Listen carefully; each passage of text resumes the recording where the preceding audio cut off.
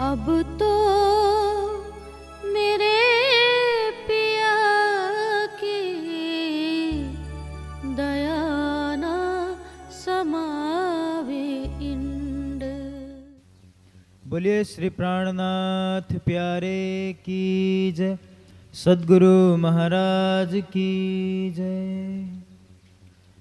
चर्चा प्रारंभ होत है, सुनो साथ चित दे।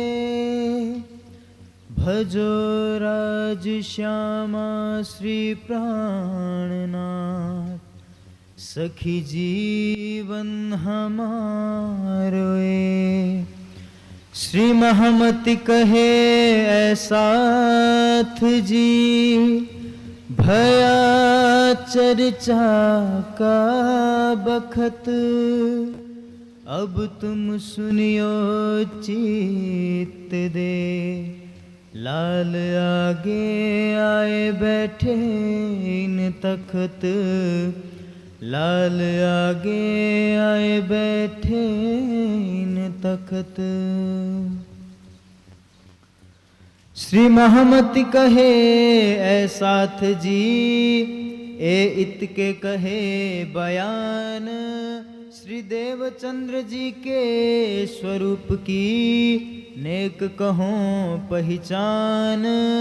नेक कहो पहचान, अब यहाँ से आए।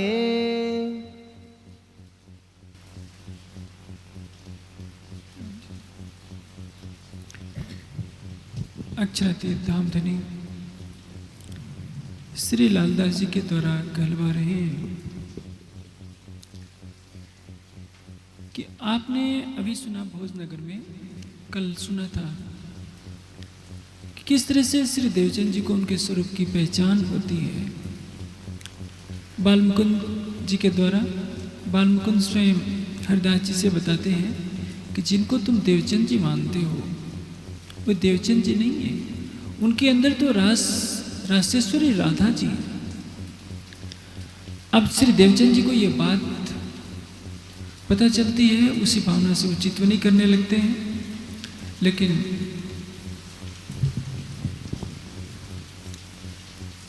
आगे का ज्ञान प्राप्त करने के लिए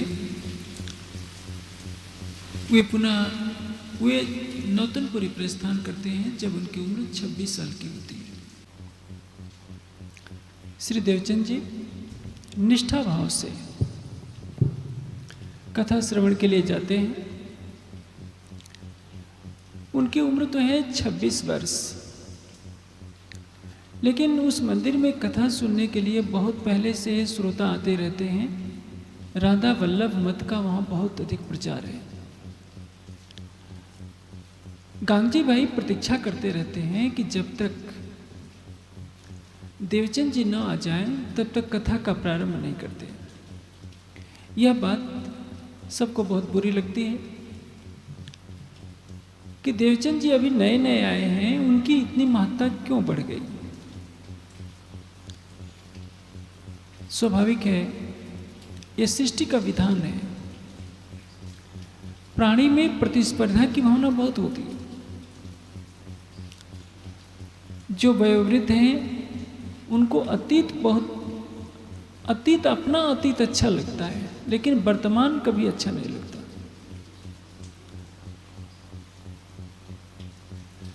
और जो युवा होते हैं उनमें जोश तो होता है लेकिन होश नहीं होता। सब में एक सामंजस्य की कमी होती है। जब तक उचित सामंजस्य न हो तब तक किशोर अवस्था, युवा अवस्था और वृद्धावस्था में एक मधुर संबंध नहीं हो पाते। आप देखेंगे किसी वन के एक भाग में जहाँ सिंह रहता है, किसी दूसरे को प्रवेश नहीं करने देता। हाथियों के झुंड में गजराज एक ही होता है, वो किसी नए गजराज का आगमन सहन नहीं कर पाता। और देवचंद जी तो अभी 26 साल के मात्र युवक हैं।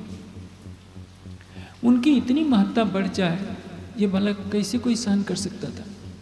एक दिन जितने सेठ साहूकार थे जो बहुत लंबे वर्षों से चर्चा सुनने के लिए आ रहे होते हैं। कांजी भट्ट से कहते हैं कि भट्ट जी, क्या कारण है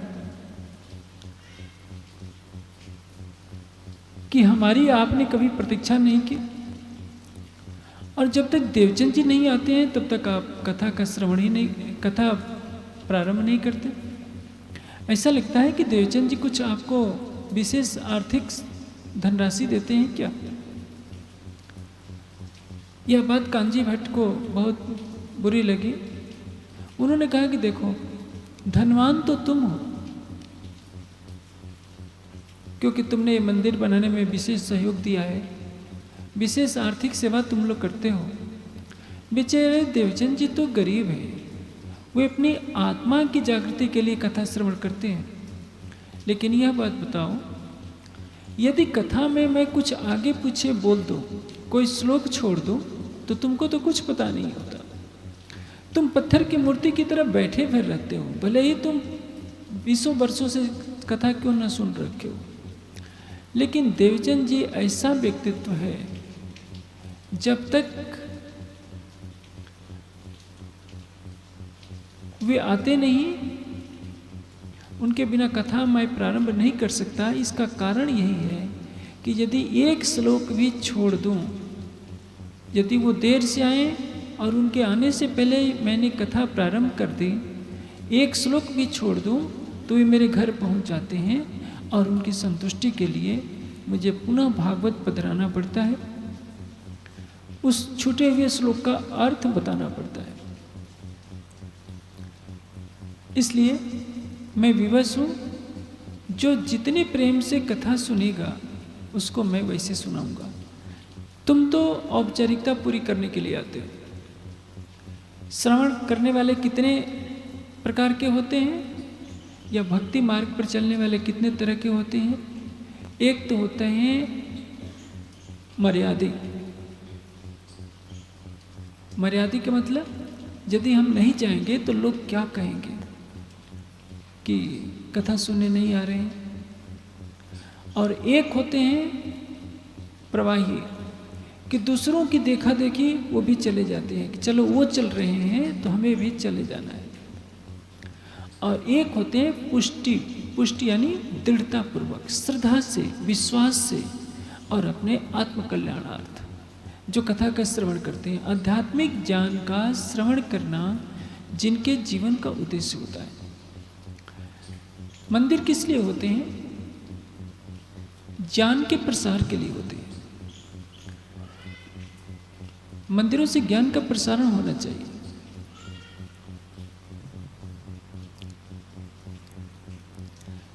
श्री देवचंद जी के प्रति उनके मन में आक्रोश है कि एक युवा की इतनी महत्ता हो गई, हम 50 साल के हो गए, हमारी कोई महत्ता नहीं। श्यामजी भट्ट, क्या कारण है कि इसको इतनी विशेषता देने लगे हैं?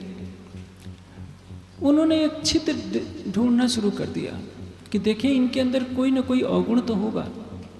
एक बात देखते हैं कि एकादशी की महिमा तो हर वैष्णव मानता है। एकादशी में उपवास रखा जाता है, जिसको पौराणिक भाषा में व्रत रखना कहते हैं। व्रत और उपवास में अंतर होता है। वेद में व्रत की परिभाषा क्या कही गई है? व्रतेन दीक्षाम आपनोत। दीक्षा आपनोति दक्षिणाम। व्रत से दीक्षा को प्राप्त हुआ जाता है, दीक्षा से दक्षिणा को, दक्षिणा से श्रद्धा को, और श्रद्धया सत्यम आप्यते। श्रद्धा से सत्य प्राप्त होता है। व्रत किसको कहते हैं? आपने यह व्रत लिया, व्रत यानी प्रतिज्ञा ली, दृढ़ संकल्प किया कि मैं कभी झूठ नहीं बोलूँगा, मैं किसी प्राणी का हृदय नहीं दुखाऊंगा, मैं कभी कटवचन नहीं बोलूँगा। यदि आपने ऐसा किया तो इसको कहते हैं व्रत रखना। और आपने भोजन छोड़ दिया, उपवास रख रहे हैं, तो इसको उपवास करना कहते हैं, इसको व्रत रखना नहीं कहते। व्रत रखने का तात्पर्य आपने दृढ़ संकल्प करना है कि हमें कोई शुभ कार्य करना है, धर्म का आचरण करना है। आजकल लोग उपवास जो रखते हैं वो भी बहुत विचित्र है। उपवास रखने वाला सिंघाड़े के आटे की पूड़ी खा लेता है शाम को, जब उपवास तोड़ेगा तो आधा लीटर दूध ले लेगा, या सिंघाड़े के आटे का हलवा खा लेगा, आधे दर्जन केला खा लेगा, 100 ग्राम अंगूर खा लेगा। तो ये उपवास क्या हुआ? उपवास क्यों किया जाता है? शरीर की शुद्धि के लिए। जो जठराग्नि है, जठराग्नि भोजन को पचाती है, लेकिन भोजन का जो अंश हमारी आंतों में रह जाता है वो पच नहीं पाता है, वह उपवास से शुद्ध हो जाता है। इसलिए कथा के एक कहावत कही जाती है कि सावन ब्यालू जब तक पीजे, भादों में फिर नाम न लीजिए। रात्रि को सावन के महीने में कभी कभी हल्का आहार ले भी लेते हैं, तो भादों में रात्रि को नहीं खाना चाहिए, क्योंकि पचता नहीं है। जब पचेगा नहीं फिर सवेरे भी खा लिया तो क्या होता है? योगी एक बार खाता है, सामान्य व्यक्ति 2 बार खाता है, 3 बार खाने वाला रोगी होता है, क्योंकि 3 बार खाने वाला 3 बार देह क्रिया के लिए तो जाएगा नहीं। प्रातः सायं 2 समय मनुष्य जाता है, तो आयुर्वेद के मतानुसार 2 बार भोजन होना चाहिए। लेकिन जब कई बार खाया जाता है, शरीर में आंतें मल से भर जाती हैं। आयुर्वेद कहता है सर्वे दोषा मलाश्रया, सभी रोग मल के कारण होते हैं। यदि आपकी कोष्ठ शुद्धि नहीं है तो आप कितनी भी दवाइयाँ खाते रहिए, आपको रोग घेरे रहेंगे। इसलिए भारतीय मनुष्यों ने विधान बनाया है कि हम युक्त आहार विहार करें, यानी महीने में पक्ष में यानी 15 दिनों पर या हफ्ते में एक बार निराहार रहें, हल्का आहार लें, जल पर रहें, दूध पर रहें, फलों के जूस पर रहें, सूप पर रहें, ताकि हमारी जठराग्नि प्रबल हो जाए। यदि जठराग्नि बुझ जाती है तो आपकी जीवनी शक्ति के लिए बहुत खतरा पैदा हो जाता है, क्योंकि पाचन क्रिया नहीं होगी, यकृत पूरा कार्य नहीं करेगा, फेफड़े में रक्त संचार कम होगा, हृदय में रक्त संचार कम होगा, तो क्या होगा? शरीर रोगग्रस्त हो जाएगा। उपवास इस दृष्टि से ठीक है, और इसलिए जो योगी महात्मा होते हैं वो रात्रि को आहार या तो लेते नहीं, लेते हैं तो बहुत हल्का लेते हैं, ताकि उनके पाचन तंत्र पर बोझ न पड़े। पश्चिमी संस्कृति में रात्रि को ज़्यादा खाया जाता है, और वो भी 12 बजे 11 बजे खाते हैं। हमारी भारतीय संस्कृति में सूर्यास्त के बाद हल्का आहार लेने का विधान है, बहुत हुआ तो 8 बजे तक भोजन कर लेना चाहिए। दोपहर को पाचन शक्ति पूरी तरह कार्य करती है, इसलिए कहा जाता है कि प्रातः का भोजन बाल भोग यानी राजकुमार जितना छोटा थोड़ा सा खाता है, जलपान। दोपहर का भोजन राजा जैसा, उसको कहते हैं राजभोग, और रात्रि का भोजन रानी जैसा है, थोड़ा सा हल्का आहार ले लिया तो शरीर स्वस्थ रहता है। लेकिन यदि इस नियम का उल्लंघन करते हैं, शरीर में तरह तरह के रोग हो जाते हैं। आप देखेंगे आजकल जितने लोग रोगी हो रहे हैं उसमें 80% कारण अशुद्ध आहार और अशुद्ध विहार का ही है। आयुर्वेद के नियमों का उल्लंघन करके सारा खान पान निर्धारित किया है पश्चिमी संस्कृति का। आजकल जितने रोग फैल रहे हैं, चाहे कैंसर का रोग हो, डायबिटीज का हो, ब्लड प्रेशर का रोग हो, हृदय रोग हो, यदि उचित आहार विहार ठीक कर दिया जाए तो मैं समझता हूँ 80% लोगों को किसी भी डॉक्टर या वैद्य के पास जाना ही नहीं पड़े। लेकिन जो रोग फैल रहे हैं, लोग दवाइयों से उसको ठीक करना चाह रहे हैं, जड़ पर नहीं जाते कि रोग का मूल कारण क्या है। और इस दृष्टि से उपवास का महत्व होता है। लेकिन उपवास से भी बड़ी चीज़ है व्रत। पौराणिक मान्यता में व्रत को ही उपवास कह करके भूल कर दी गई है। एकादशी को व्रत कहा गया है। एकादशी व्रत नहीं है, एकादशी के दिन उपवास करना चाहिए ताकि शरीर की शुद्धि हो। और इसमें भी विकृति है, जैसे जून के महीने में, जेठ के महीने में निर्जला एकादशी होती है। निर्जला एकादशी का मतलब बिल्कुल पानी नहीं पिएंगे। ये प्रकृति के विपरीत है। जैसे आप देखते हैं जून के मौसम में प्रायः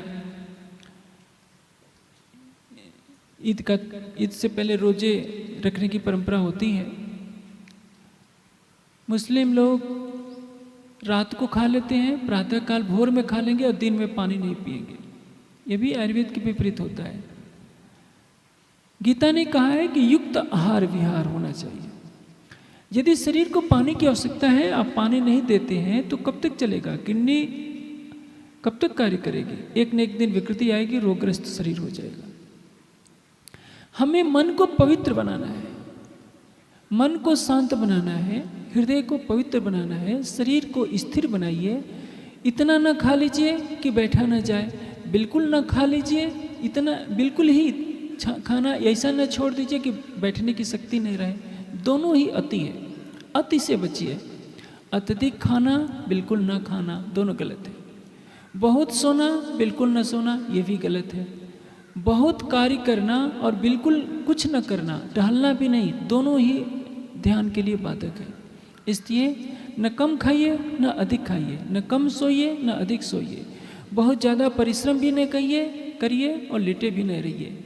इसको कहते हैं युक्त आहार विहार। गीता में श्री कृष्ण कहते हैं युक्त आहार विहारस्य युक्त कर्मस्य चेष्टा युक्त स्वप्नबोधस्य योगो भवति दुःखा। जो युक्त आहार विहार का सेवन करते हैं, उचित निद्रा का सेवन करते हैं, उन्हीं का योग सिद्ध होता है, अन्य किसी का नहीं होता। लेकिन पौराणिक मान्यताएं ऋषियों के कथन से बहुत उल्टी कई जगह हो जाती है।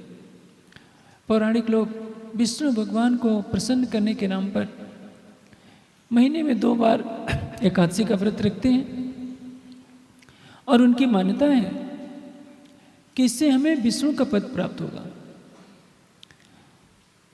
जो राधा वल्लभ मत के जो बुजुर्ग लोग होते हैं वो देखते हैं कि देवचंद जी तो उल्टी गंगा बहाते हैं, एकादशी को हम उपवास रखते हैं तो ये खूब खाते हैं, और द्वादशी को हमारा भंडारा होता है तो ये बिल्कुल नहीं खाते। ये तो सारे समाज से उल्टी चलने वाली बात है। उन्होंने सोचा कि यही अब अवसर है कि हम देवचंद जी से बदला ले लें। मनुष्य में प्रवृत्ति होती है कि यदि किसी के मन में उसके प्रति कुंठा है, घृणा की भावना है, तो समय आने पर उसको नीचा दिखाने का प्रयास करता है और इसमें स्वयं को गौरवान्वित अनुभव करता है। जब देखा कि देवचंद जी के अंदर ये अवगुण है, तो एक दिन सारी जो उनकी टीम थी, जो उनसे नाराज थी, सारा समूह उनके पास जाता है, कांजी भट्ट के पास, और कहता है कि भट्ट जी, आप एकादशी की महिमा तो खूब बताते हैं, आप देवचंद जी की भी महिमा बताते हैं कि देवचंद जी एक एक श्लोक पर नज़र रखते हैं, तो हमारे लिए कहा जाता है कि एकादशी का व्रत करो। और देवचंद जी को आपने ये छूट क्यों दे रखी है कि एकादशी को बहुत अधिक भोजन करते हैं, भरपेट खाते हैं, और द्वादशी को एक दाना भी नहीं खाते। कांजी भट्ट कहते हैं कि देखो, देवचंद जी जो कुछ करते होंगे ठीक करते होंगे, ऐसा मेरा हृदय कहता है। लेकिन देवचंद जी आ ही रहे होंगे, अभी आने दो, तो सबके सामने इस बात का निपटारा हो जाएगा कि क्या सचमुच देवचंद जी ऐसा करते हैं, और करते हैं तो क्यों करते हैं।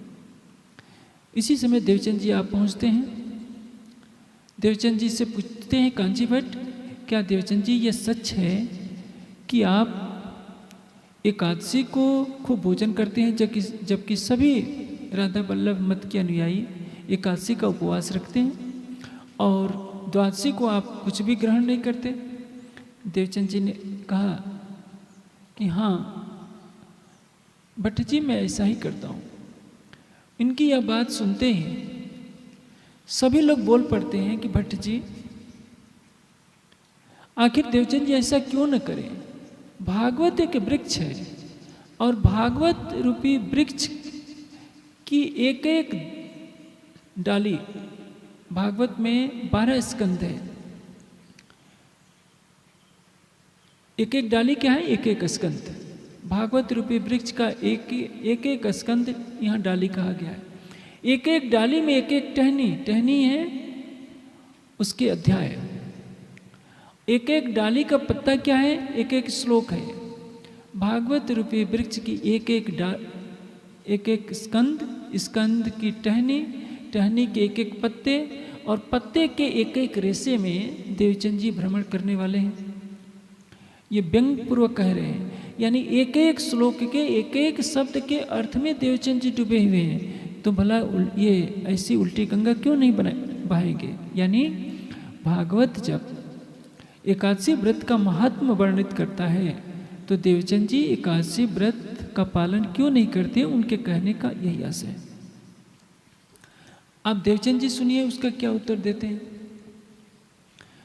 वैसे भागवत में अम्बरीश की एक कहानी लिखी है भागवत के अंदर कि अम्बरीश विष्णु भक्त थे और उन्होंने एकादशी का व्रत किया हुआ था।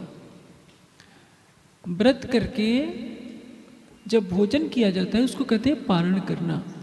जब उनके संध्या समय भोजन करने का समय हुआ तो उसी समय दुर्वासा ऋषि आ जाते हैं। दुर्वासा ऋषि कहते हैं कि जब तक मैं नहीं आऊं तब तक राजा तुम भोजन नहीं करना, मैं अभी स्नान करके आ रहा हूं।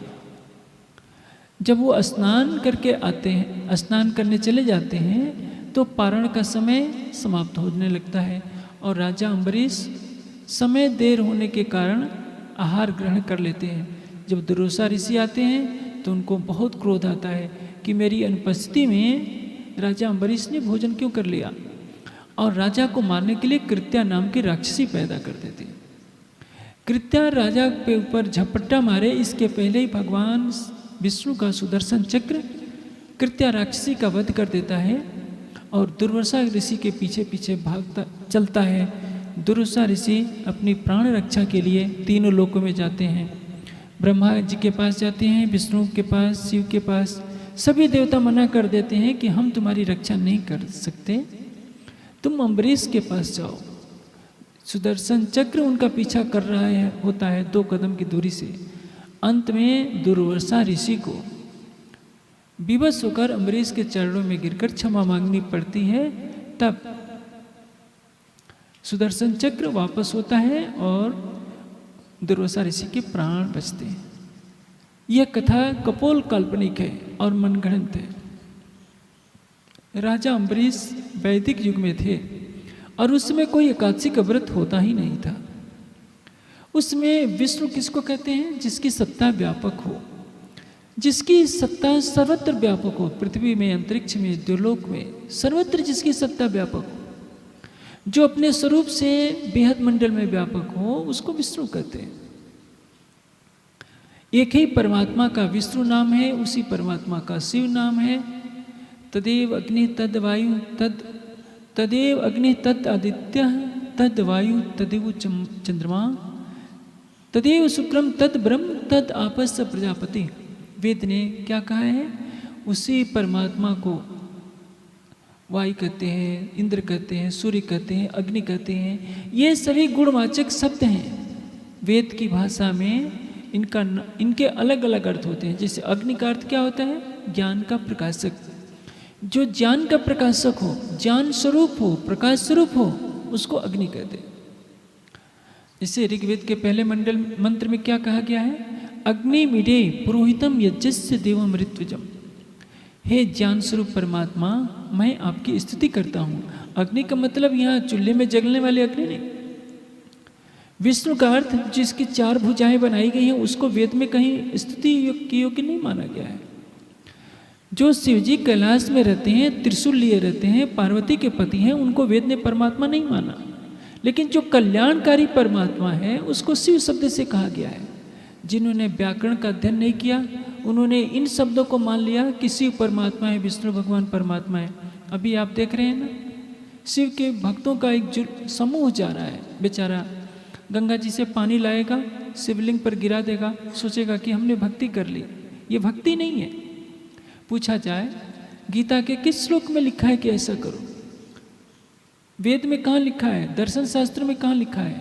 सारा समाज भटक गया तुलसीदास जी की उस रामायण से, जिसमें उन्होंने कहा है कि जो गंगोत्री का जल लाकर रामेश्वरम पर चढ़ाएंगे उनके करोड़ों जन्मों के पाप दूर हो जाएंगे। रामायण के कथावाचकों ने इसको महत्ता दे दी। ये वेद का कथन नहीं है, ये रामचरितमानस का कथन है, तुलसीदास जी की व्यक्तिगत विचारधारा है। पहली बात तो यह है, शिवलिंग पूजन वेद विरुद्ध है। वेद में कहीं शिवलिंग पूजन का विधान नहीं है। सीरियल में भी दिखा दिया गया था कि मर्यादा पुरुषोत्तम राम ने शिवलिंग की स्थापना की। सच बात यह है, राम ने रामेश्वरम के रूप में कोई शिवलिंग स्थापित नहीं किया था। वाल्मीकि रामायण में लिखा है, अत्र पूर्वा महादेवा प्रसादम करो विभु सेतुबंध इति व्याख्यातम। विमान से लौटते हुए मर्यादा पुरुषोत्तम राम कहते हैं कि हे लक्ष्मण देखो, मैं इस स्थान पर रहकर जो देवताओं का भी देवता, सबका स्वामी एक परमात्मा महादेव है, हम उसकी आराधना करते थे। यहाँ महादेव का मतलब कैलाशवासी शिव नहीं, जिनके पुत्र गणेश और कार्तिकेय हैं। उसको परमात्मा कैसे कह सकते हैं? जिसका विवाह होता हो, जिसके ससुर भी हों, जिसके 2 पुत्र भी हों। आप पौराणिक कथाओं को लेकर चलिए तो शंकर जी के ससुर हैं दक्ष प्रजापति, उनकी पहली पत्नी है सती, दूसरी पत्नी है उमा, और उमा के पति हैं राजा हिमांचल। जिस परमात्मा का ससुर होता हो, बच्चे होते हो, उसको परमात्मा कैसे कह सकते हैं जब वही स्वयं ध्यान में बैठा रहता है? लेकिन हिंदू समाज को कौन समझाए? एक कहानी बना दी गई कि विष्णु भगवान कैलाश में रहते हैं, विष्णु भगवान बैकुंठ में रहते हैं, शंकर जी कैलाश में रहते हैं। वास्तविकता क्या है? जब सृष्टि प्रारंभ हुई, हिमालय में प्रारंभ हुई, अग्नि वायु आदित्य अंगिरा 4 ऋषियों के अंदर वेद ज्ञान का प्रकटन हुआ, और इसी के साथ सांकल्पिक सृष्टि के रूप में भी अन्य लोग उत्पन्न हुए। ब्रह्मा जी भी हुए, विष्णु भगवान भी हुए, शंकर जी हुए। शंकर जी कैलाश में जाकर योग साधना करने लगे। विष्णु भगवान बद्रिकाश्रम में जाकर के तप करने लगे। मानसरोवर की झील, विष्णु भगवान को कहा जाता है कि वह क्षीर सागर में रहते हैं। क्षीर का अर्थ क्या होता है? दूध।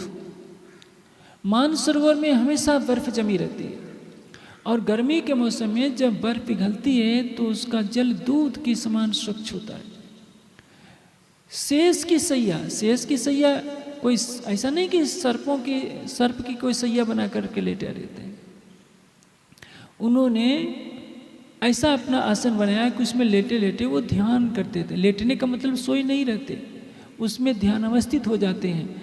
आज भी आप मानसरोवर झील में चले जाइए, चारों तरफ बर्फ के पहाड़ दिखेंगे। आप वहाँ पहुँच जाएंगे तो इच्छा ही नहीं करेगी कि लौट कर आएँ।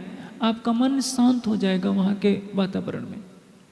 ऐसे ऐसे स्थान को चुना, भगवान शिव ने चुना, विष्णु भगवान ने चुना, और ब्रह्मा जी 4 वेदों के विद्वान थे। उन्होंने पुष्कर क्षेत्र को अपना कार्य क्षेत्र बनाया जहाँ से ज्ञान का प्रकाश हो सके। ये तीनों देवता सृष्टि के प्रारंभ से में ज्ञान में, शक्ति में अग्रगण्य रहे हैं, इसलिए इनको समाज का पथ प्रदर्शक माना गया। ऐसा नहीं कि परमात्मा है। इनके नाम पर पुराणों में तरह तरह की कहानियाँ बना ली गई। विष्णु भगवान के नाम पर कहानी बना ली गई, और वृंदा की कहानी गढ़ करके कह दिया कि विष्णु भगवान पत्थर हो गए। मैं बचपन में था, जब इस कहानी को सुनता था तो मेरे मन में प्रश्न आता था कि जब भगवान ही पत्थर हो गए तो संसार को कौन चला रहा है? लेकिन आज भी हिंदू समाज शालिग्राम के रूप में परमात्मा को भोग लगाएगा। शालिग्राम और तुलसी के पौधे का तो विवाह करा देगा, पत्थर और एक पौधे का विवाह, लेकिन किसी गरीब दलित का विवाह कराना नहीं चाहेगा कि उसको अछूत समझेगा। कितनी बड़ी भ्रांति है। हिंदू समाज कैसे आगे बढ़ेगा?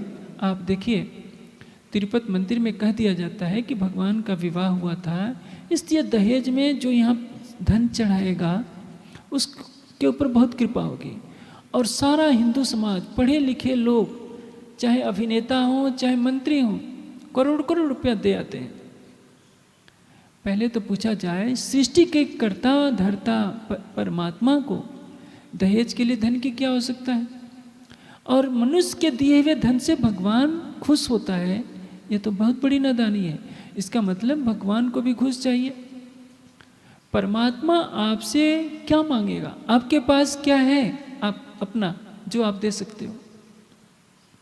सारी सृष्टि उसी का, सारा धन उसका। मनुष्य के पास तो केवल श्रद्धा हो सकती है, समर्पण हो सकता है। श्रद्धा, समर्पण, यही तो परमात्मा को हम दे सकते हैं। श्रद्धा प्रकट करेंगे, समर्पण प्रकट करेंगे, प्रेम प्रकट करेंगे तो इस भवसागर से हमारा छुटकारा हो सकता है। लेकिन किस्सा कहानियाँ बनाती गई हैं कि अमुक तीर्थ स्थान पर जाकर के ये चढ़ाओगे तो ये पुण्य मिलेगा। आज हिंदू समाज भटक रहा है, बाहर मंदिरों में खोजता फिर रहा है। आप देख रहे हैं शंकर जी के ऊपर जल चढ़ाने वालों ने पूरा मार्ग रोक रखा है। जनता को परेशानी हो इससे उन्हें कोई लेना देना नहीं। वो कांवड़ में बेचारे जल ला रहे हैं और ला करके चढ़ा देते हैं। सोचेंगे कि हमारे अब पूरे साल कुछ नहीं करना है। एक मुस्लिम भाई एक दिन में 5 बार नमाज पढ़ेगा, 5 बार परमात्मा का तो नाम लेगा। और जो शंकर के भक्त हैं साल में एक बार गंगा जल लाए और चढ़ा दिए, सोचेंगे कि अब साल भर की भक्ति हो गई। इस तरह की भक्ति से क्या फायदा? पानी गिराने से पत्थर पर कहीं भक्ति होती है, ये कहीं नहीं लिखा। भक्ति कब होगी? सातु प्रेम स्वरूपा। भक्ति नारद भक्ति सूत्र में कहा गया है कि भक्ति क्या है? वो प्रेम का स्वरूप है, समर्पण का स्वरूप है। श्रद्धा, समर्पण, प्रेम, यही तो भक्ति के रूप होते हैं। लेकिन आज उसकी जगह ले लिया है। मैंने देखा है महिलाएं तक जल लाती हैं, छोटे छोटे बच्चे जल लाने के लिए जाते हैं, क्योंकि हिंदू समाज को भक्ति के नाम पर भटका दिया गया है।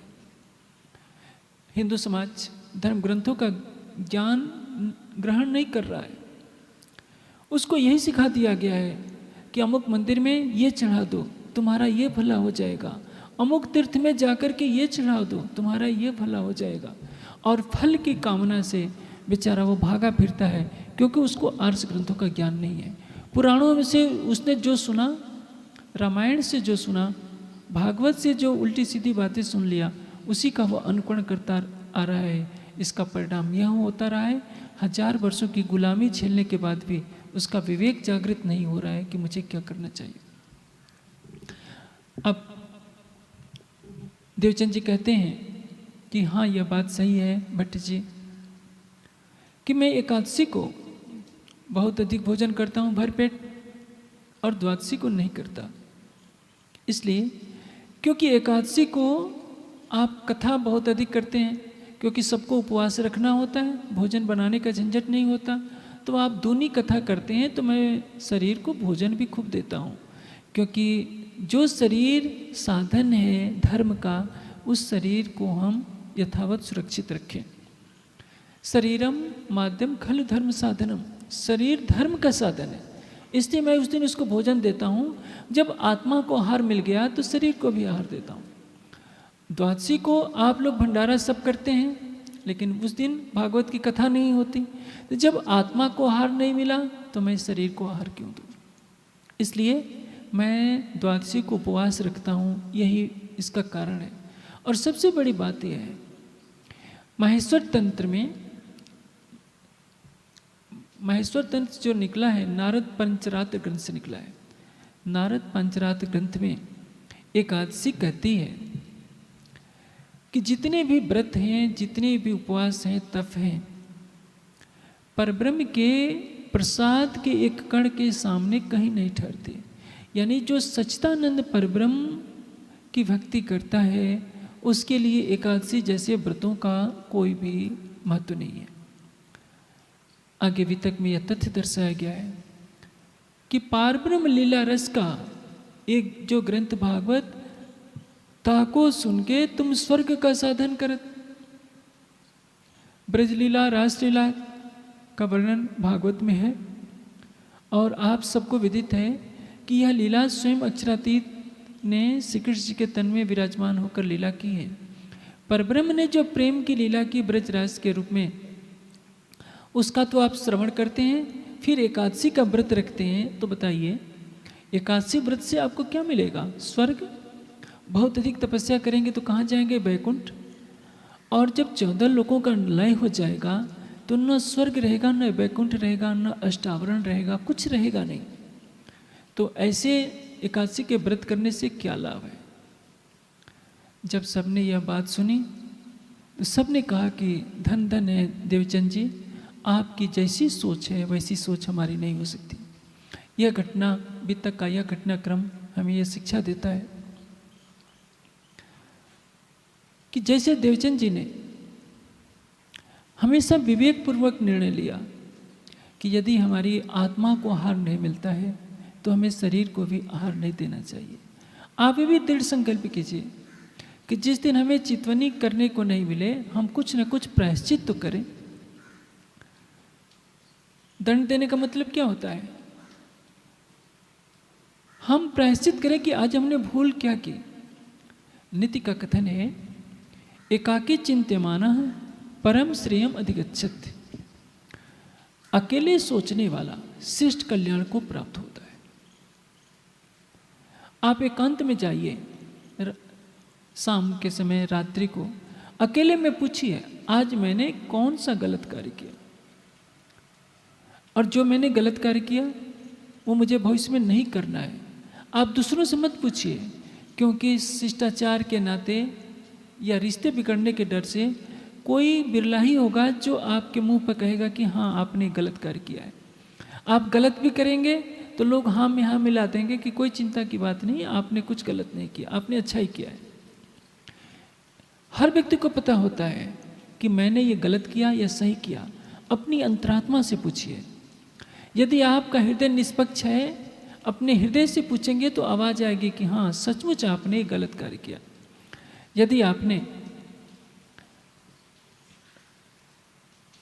अपने हृदय पटल पर सत्यता का सिंहासन बना रखा है, कोई भी गलत कार्य करेंगे तो अंदर से धिक्कार आएगी कि नहीं ये गलत कार्य है, मुझे कभी नहीं करना है। हाँ, जब हम उसको सुनकर भी अनसुना कर देते हैं तो वो आवाज़ दब जाती है। और एक बार जब पाप के कीचड़ में आदमी फंस जाता है तो उसको लज्जा नहीं लगती है। पहले चोरी करने वाला व्यक्ति जाएगा तो उसका हाथ कांपेगा, लेकिन यदि उसकी आदत पड़ गई तो बेशर्म हो जाएगा, वो बार बार करेगा। शराब पीते समय पहली बार हो सकता है आदमी का हाथ कांपने लगे कि लोग क्या कहेंगे, अंदर से आवाज़ आएगी कि नहीं ये पाप कर्म है, नहीं पीना चाहिए। लेकिन जब आदत पड़ जाती है तो वही व्यक्ति लज्जा से रहित हो जाता है। लज्जा क्यों लगती है? अंतरात्मा से आवाज़ आती है अच्छे संस्कारों के कारण कि नहीं ये बुरा कर्म है, मुझे कभी नहीं करना चाहिए। हम सुंदर साथ को भी आत्मनिरीक्षण करना चाहिए, स्वतः आत्मनिरीक्षण। वाणी में एक चौपाई आती है, एता मता तुमको दिया सो जानत है तुम दिल, बेशक इल्मे न समझे तो सहूर करो समिल। परम धाम के सुंदर साथ को मैंने राज से लेकर श्रृंगार तक का एता मता सारा ज्ञान दिया है। राज से मैंने प्रेम सिखाया, प्रकाश से पहचान सिखाया, सत्रुति से विरह सिखाया, कलश से अटूट विश्वास सिखाया, सनंद से अटूट आस्था दिलाई, किरंतन में मैंने सभी ग्रंथों का सार तत्व दे दिया, खुलासा में वेद कतेब का एकीकरण करके बता दिया कि तुम मत पंथों के विवादों में न पड़ो। खिलवत में परम धाम की सुगंध थी, परिक्रमा में 25 पक्षों में घुमा दिया, सागर में युगल स्वरूप की शोभा दर्शा दिया, तो श्रृंगार में मार्फत का दरवाजा खोल दिया, अध्यात्म के चरम लक्ष्य तक मैंने पहुंचाने का मार्ग दे दिया। एता मता जिन दिया तिन दिखावत आपके तिबे। राजी पल भर में अपना स्वरूप दिखा सकते हैं। महामती जी कहते हैं, एता मता तुमको दिया सो जानत है तुम दिल। तुम्हारे दिल को अच्छी तरह से मालूम है कि मैंने तुम्हें क्या दिया है, बेशक इल्मे न समझे। सबको संशय रहित करने वाले इस ज्ञान से भी यदि तुम्हें समझ में नहीं आती है तो सहूर करो समिल। तो हर सुंदर साथ अकेले में बैठकर एकांत में चिंतन करें। सहूर करो समिल यानी एकांत में सोचिए कि क्या कारण है कि इतना ज्ञान देने पर भी हमारे ऊपर इसका कोई असर नहीं पड़ा। हमने खिलवत से क्या लिया, परिक्रमा से क्या लिया, सागर श्रृंगार से क्या लिया, ये हमारा दिल बताएगा, किसी और से पूछने की जरूरत नहीं है। इसको कहते हैं सहूर करो समिल। सहूर करो यानी आत्मचिंतन करना। देवचंद जी केवल आत्मचिंतन करते हैं कि आज मुझे कथा सुनने को नहीं मिले, हमें भोजन नहीं करना है। यदि सब सुंदर साध्वी अपने को कुछ दंडित करें, आज चितवनी छूट गई तो कुछ तो दंड दें अपने को। आज जलपान करें आधा करें या जलपान छोड़ दें, दोपहर का भोजन करें आधा करें, क्योंकि जब तक हम अपने शरीर को मन को दंडित नहीं करेंगे ये तृष्णा की आग तो कभी भी शांत होने वाली नहीं है। हम सारी जिंदगी खाते रहेंगे, हमारे पेट कभी नहीं भरना है। हम तृष्णाओं का सेवन कितना भी करते रहें, तृष्णाओं से कभी शांति होने वाली नहीं है। इसलिए परमात्मा के ध्यान में कभी नागा हो जाए, कभी स्वाध्याय में नागा हो जाए तो हमें प्रायश्चित स्वरूप अपने को दंडित करना चाहिए। या यदि यह प्रवृत्ति बनी रहेगी, यदि हमने किसी को कटु वचन बोल दिया तो हम सोचें कि दूसरा तो कोई नहीं कहेगा कि आपने कटु वचन बोला है। हमें खुद प्रायश्चित करना चाहिए कि अब हमें भविष्य में ऐसे कटु वचन नहीं बोलने हैं। हमने यदि किसी का अनैतिक तरीके से धन ले लिया तो हमें प्रायश्चित करने का रास्ता निकालना होगा कि इस धन को हम वापस कैसे करें। हर व्यक्ति यदि स्वतः ही प्रायश्चित करने की प्रवृत्ति ले ले, प्रायश्चित का मतलब वो नहीं, पौराणिक मान्यता में कह दिया गया है कि जितना पाप करना हो कर लो, तीर्थों में घूम करके दान पुण्य कर आओगे तो प्रायश्चित हो जाएगा, ऐसा मत समझिए। अवश्यम एव भोक्तव्यम कृतम कर्म शुभाशुभम। आपने जो शुभ कर्म किया है उसका फल अलग मिलेगा, जो अशुभ कर्म किया है उसका दंड अवश्य अलग मिलेगा। यदि ऐसा नहीं होता तो हरिश्चंद्र को चंडाल के हाथ बिकना नहीं पड़ता, पांचों पांडवों को वनों में भटकना नहीं पड़ता। ये तो धर्मात्मा थे, इनको ऐसा कष्ट क्यों देखने पड़े? इनके अशुभ कर्मों के कारण ही कष्ट मिल रहा है। रामकृष्ण परमहंस जैसे व्यक्ति को कैंसर हो जाए ये कभी संभव नहीं था, लेकिन कहीं ना कहीं अशुभ कर्म उनका पीछा कर रहा था जिसके बदले उनको कैंसर हो गया। इसलिए यदि आप प्रायश्चित करते हैं तो भविष्य में अशुभ कर्म करना बंद कर देंगे और अशुभ कर्म के बदले जो कष्ट मिलना था उससे आप वंचित हो जाएंगे। इसलिए इस कथन को याद रखिए, एकाकी चिंत्यमाना परम श्रेयम अधिगच्छति। अकेले चिंतन करने वाला श्रेष्ठ कल्याण को प्राप्त होता है। देवचंद जी ने इस वितक के प्रसंग के द्वारा हमें विशेष रूप से शिक्षा दी है कि सब सुंदर साथ को आत्मनिरीक्षण की प्रवृत्ति अपनानी चाहिए। जो व्यक्ति प्रतिदिन आत्मनिरीक्षण करता है कि आज मैंने मन वाणी कर्म से कोई पाप तो नहीं किया, वो एक दिन ऊंचाई पर पहुंचता है।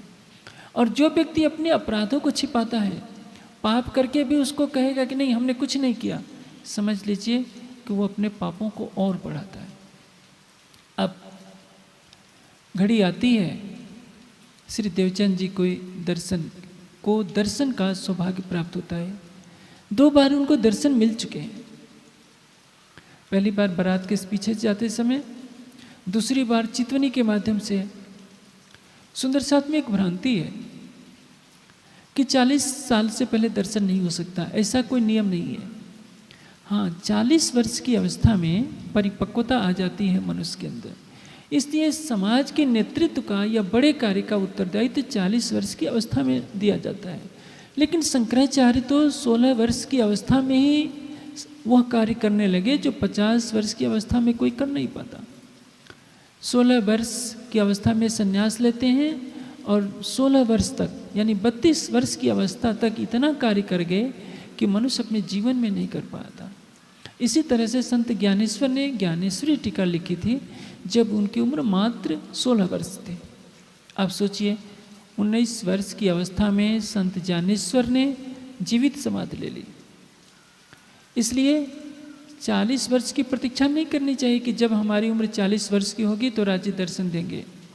बच्चा हो बूढ़ा हो, जब भी हमें विवेक हो जाए हमें राज्य की चितवनी करनी चाहिए।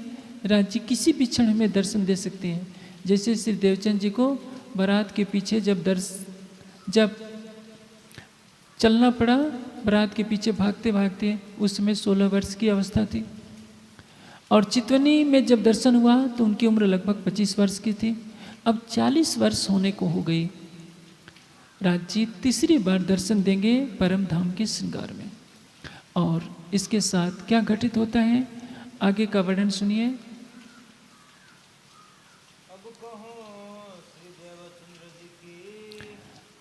अब देवचंद जी नौतनपुरी जो हलार प्रांत के अंतर्गत पड़ता है, जिसे उस समय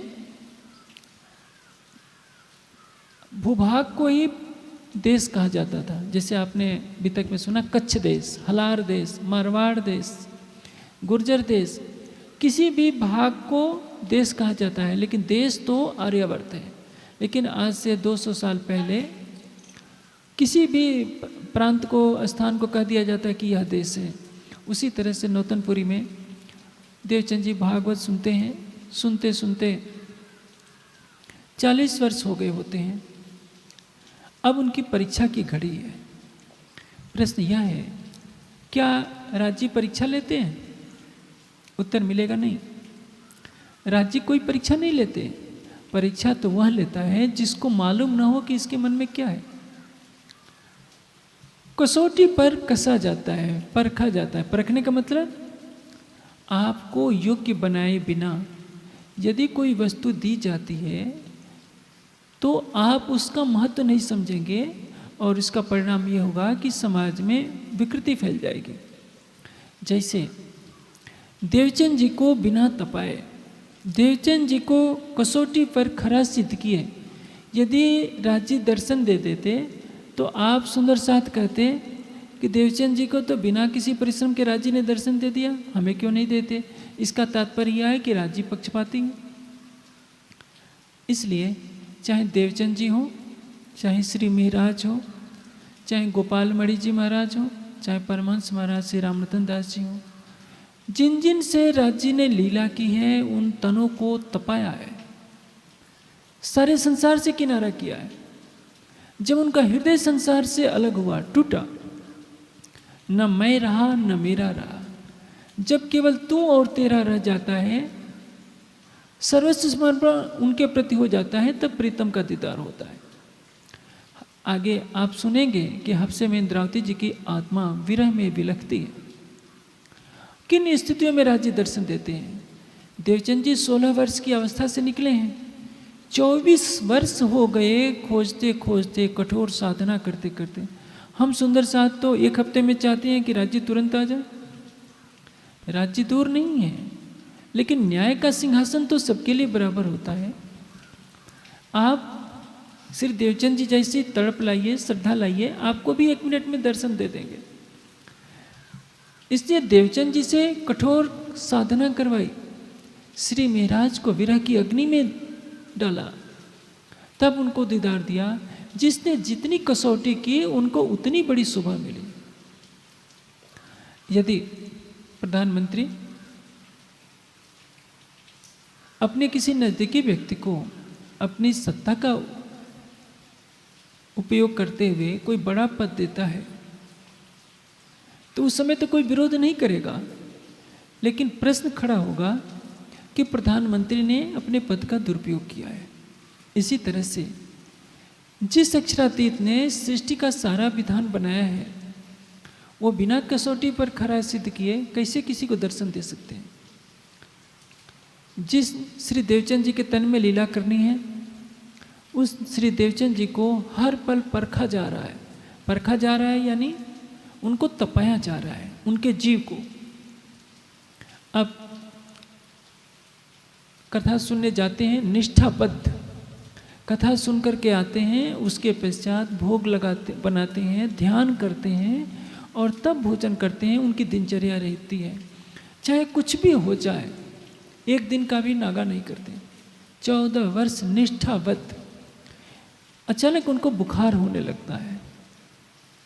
आजकल तो तुरंत बुखार हुआ और एलोपैथ की गोली गटक लेते हैं। आजकल हर व्यक्ति डॉक्टर हो गया है।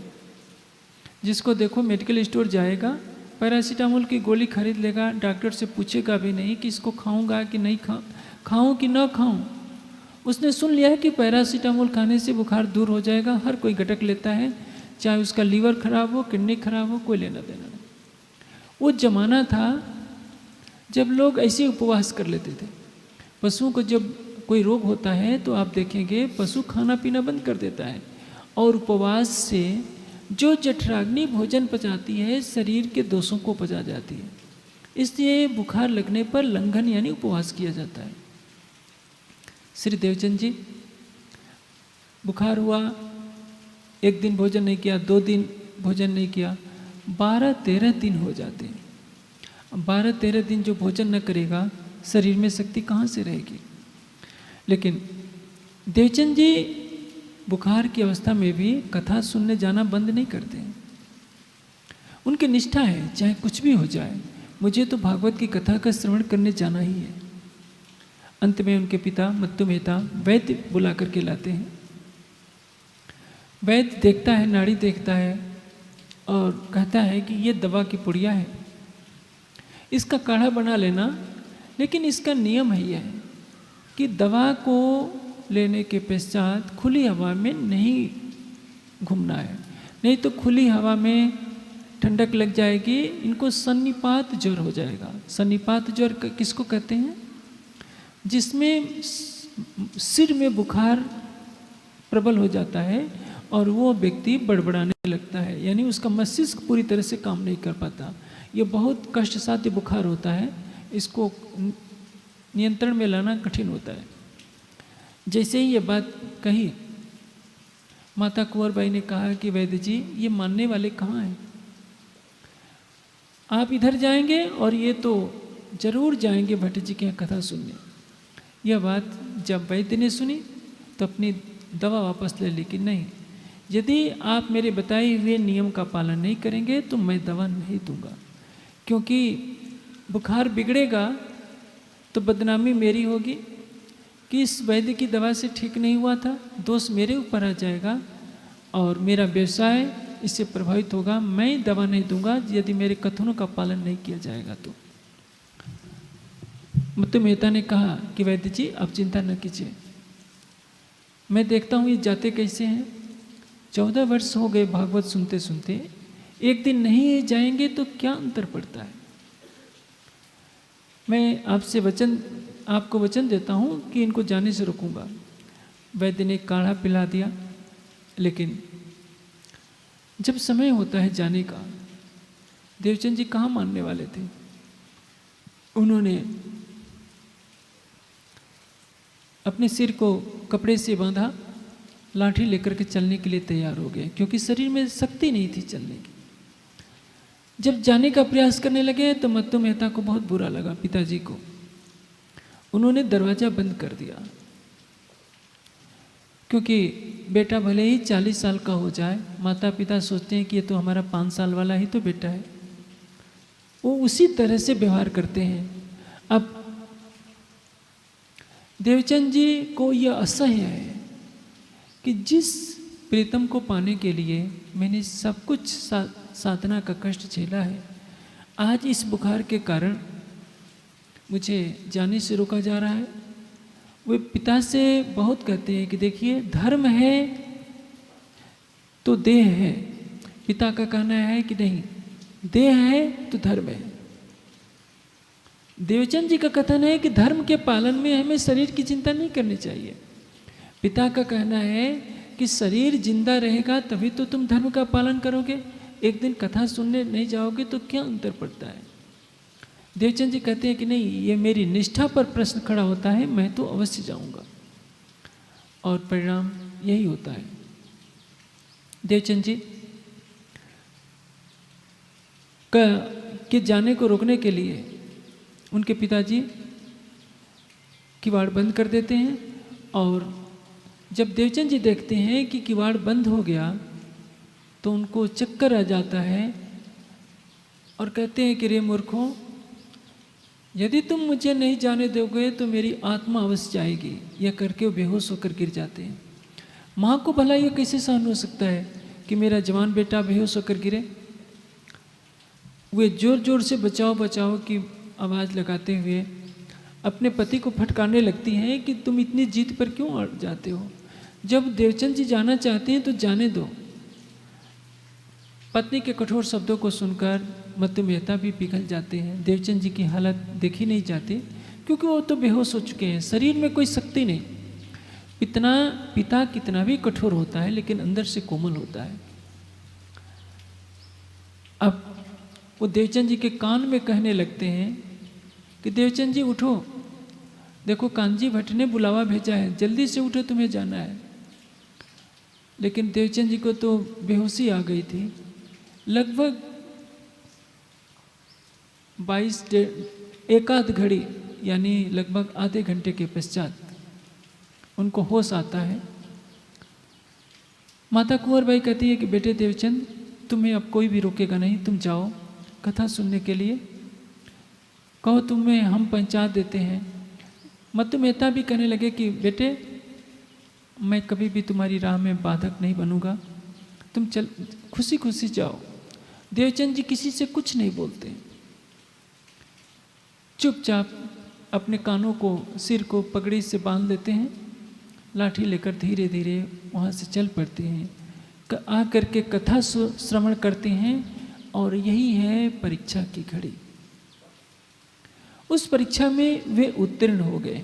यह घटना हमें क्या सिखाती है? बुखार है तो भी कथा सुनने के लिए जाना है। हम सुंदर साथ यदि कोई अतिथि आ गया, सहेलियाँ आ गई, मित्र आ गए, रिश्तेदार आ गए, तो सोचते हैं कि चलो आज राज्य का ध्यान नहीं करेंगे, आज वाणी नहीं पढ़ेंगे, क्या नुकसान हो जाता है। कहते हैं कि राज्य हमारी आत्मा को जागृत नहीं करते, राज्य दर्शन नहीं देते। राज्य से ज़्यादा प्रेम तो आपको अपने संगे संबंधियों से है, जिनको खुश करना आप चाहते हैं। आप उनके साथ बैठिए, सब कुछ खिलाइए पिलाइए, लेकिन इसका अर्थ ये तो नहीं होता है कि 24 घंटे में आप आधे घंटे भी राज्य को न दे सके।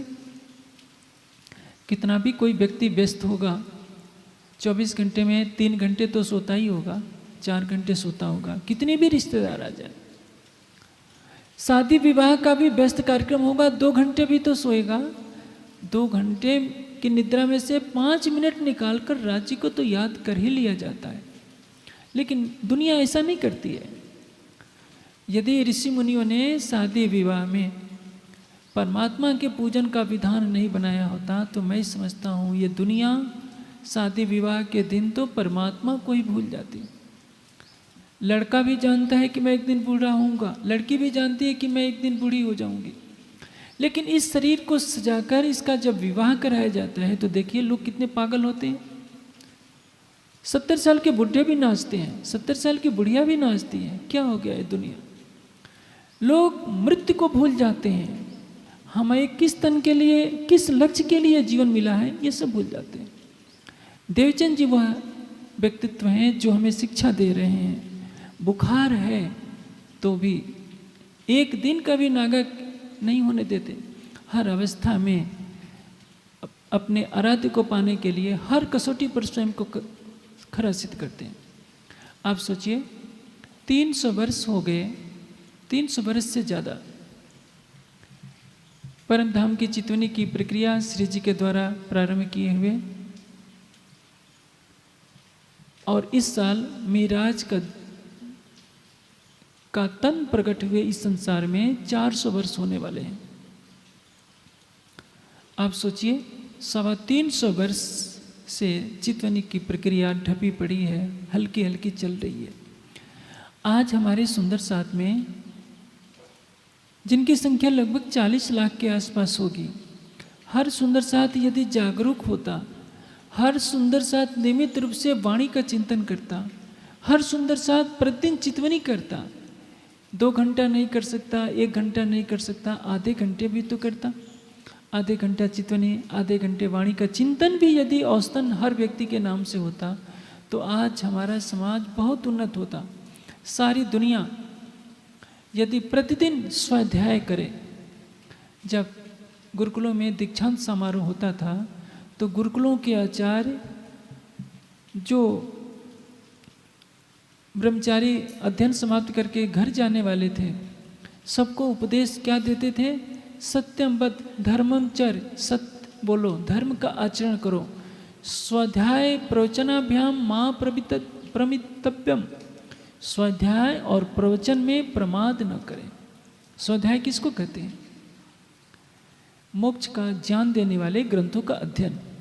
हमारी ब्रह्मवाणी है, ब्रह्मवाणी का चिंतन हमारे लिए स्वाध्याय है। वाणी का चिंतन करें और वाणी का ज्ञान हम दूसरों को बताएं। तभी तो हम तारतम्य लेते समय भी क्या कहते हैं, ये सत्यवाणी मत के लेऊं जो इनको सार।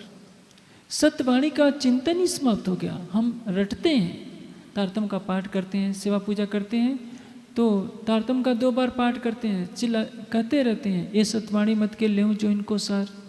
लेकिन क्या है, ये वाणी का चिंतन हमारे हृदय पटल में होता है, उत्तर मिलेगा बहुत कम होता है। ये घटना बीतक का हर घटनाक्रम हमारे लिए, हम उसको जीवन में उतारें। जैसे अभी थोड़ी देर पहले मैंने कहा कि देवचंद जी को जब कथा सुनने का समय नहीं मिलता है, जब कथा सुनने का अवसर नहीं मिलता है तो भोजन बंद कर देते हैं। बुखार है तो भी कथा सुनने जानने आए। वैसे ही हमें नियमित अभ्यास बनाना चाहिए। रात्रि को सोने से पहले एक बार आत्मनिरीक्षण करके हम अवश्य ध्यान करें। प्रातःकाल उठने के पश्चात हम अवश्य राज्य का ध्यान करें।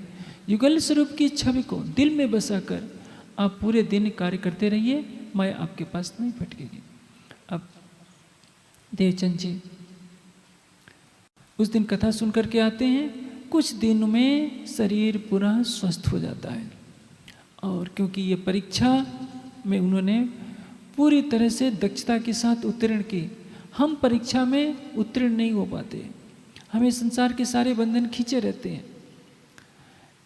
एक बार एक माता जी से हमने पूछा कि आप चितवनी करती हैं? उनका उत्तर था क्या करें, चितवनी के समय में ही फ़ोन आते रहते हैं, इसलिए मैं चितवनी छोड़ देता हूँ। बताइए, फ़ोन करने वाले राज्य से ज़्यादा बड़े हो गए, राज्य से ज़्यादा प्रिय हो गए, कितनी बड़ी बात है। पतिदेव का फ़ोन आ गया, सहेलियों का फ़ोन आ गया, पतिदेव भी छूट जाएंगे एक दिन, सहेलियाँ भी छूट जाएंगी, जाना तो हमारे जीव को है। पुरुष की अर्थी के साथ पत्नी कहाँ तक जाएगी? गली मोहल्ले तक जाएगी, वहीं तक रह जाएगी। कुछ दिन रोगा लेगी, फिर शांत हो जाएगी। माँ कब तक रोएगी? कुछ समय तक रो लेगी। मोहल्ले वाले अर्थी में जो कंधा दे रहे होंगे कहेंगे कि जल्दी जल्दी अर्थी को ले चलो, हमें ऑफिस का टाइम हो रहा है। जल्दी जल्दी स्मशान तक ले जाया जाएगा, जला दिया जाएगा, और सबको अपने काम की धुन लगी है। काम करके क्या लेंगे? धन। मरते समय धन का एक कण भी कोई लेकर नहीं जाएगा, लेकिन दुनिया भागी जा रही है, ये मेरा काम, ये मेरा काम, मेरी मेरी करे तो दुनी चाहते हैं, बोझ ब्रह्मांड सिर लेवे। सबने सारे ब्रह्मांड का बोझ अपने सिर पर ले रखा है। पाँव पलक का नहीं भरोसा तो भी सिर सर्जन को न दे। एक पल का भरोसा नहीं है, कब शरीर छूट जाएगा। लेकिन दुनिया परमात्मा से प्रेम करना नहीं जानती। दुनिया की स्थिति क्या है? दुनिया की जैसे गोबर का देवता और कौड़ी की आंख, वैसे ही है मल मूत्र का शरीर। ये मिला है केवल परमात्मा को पाने के लिए। यदि परमात्मा को पाने के लिए इस शरीर को नहीं लगाया तो इसको खिला पिला कर हम कितना भी मोटा बना लें, इसको सजा करके क्रीम पाउडर लिपस्टिक लगाकर कितना भी सुंदर बना लें, एक दिन अग्नि की लपटों में ये जल करके राख ही हो जाने वाला है। लेकिन हम सब कुछ करते हुए प्रतिदिन यदि वाणी का चिंतन करते हैं, आधा घंटा, 1 घंटा, 2 घंटा सच्चे हृदय से ध्यान करते हैं, तो हमारा जीव इस भवसागर से पार हो जाएगा और शाश्वत आनंद में विहार करेगा। अब देवचंद जी परीक्षा में उत्तीर्ण हो जाते हैं। राज्य अब उनके सामने आते हैं। प्रातः काल का समय है, कृष्ण पक्ष है, रविवार का दिन। देवचंद जी कथा सुन रहे हैं और कांची भट्ट कथा कर रहे हैं। वह किशोर अति सुंदर स्वरूप खेला जो वृंदावन।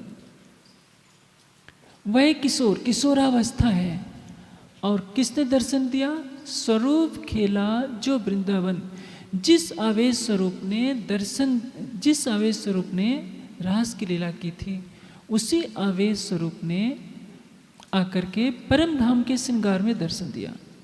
लेकिन हमारे समाज में इस चौपाई का अर्थ कर दिया जाता है कि स्वरूप खेला जो वृंदावन, यानी वृंदावन बिहारी ने आकर के दर्शन दिया।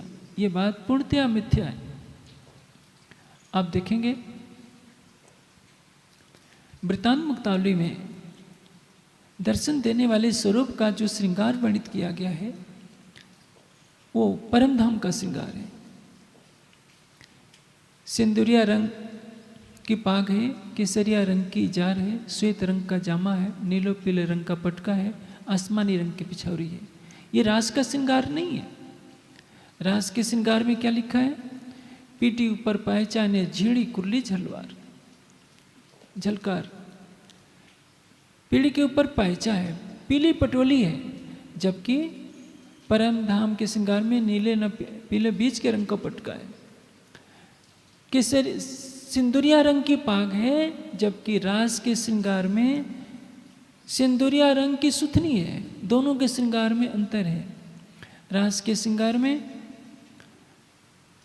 चोटी गुथी हुई बातों की, वासा ऊपर बेण लगती, शोभा ते वर्णवी न जाए, खुश बोई माहे रंग भीनो बीड़ी तमोल मुखमाए। परम धाम के श्रृंगार में घुघराले नूरी बाल है।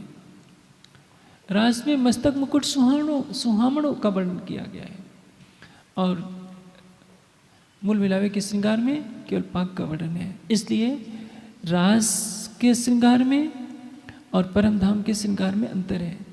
वितक में कहीं नहीं वर्णन है कि रास के श्रृंगार में दर्शन दिया। चौपाई है स्वरूप खेला जो वृंदावन।